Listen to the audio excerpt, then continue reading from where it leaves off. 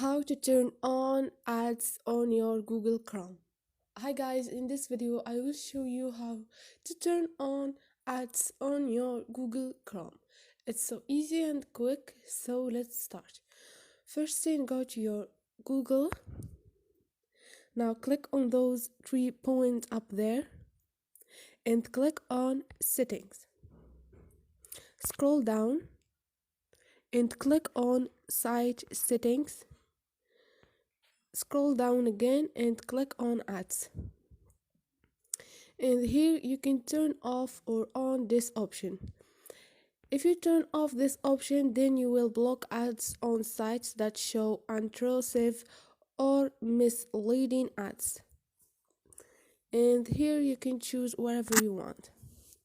I hope this video was helpful to you, and if you liked the video, don't forget to subscribe and like.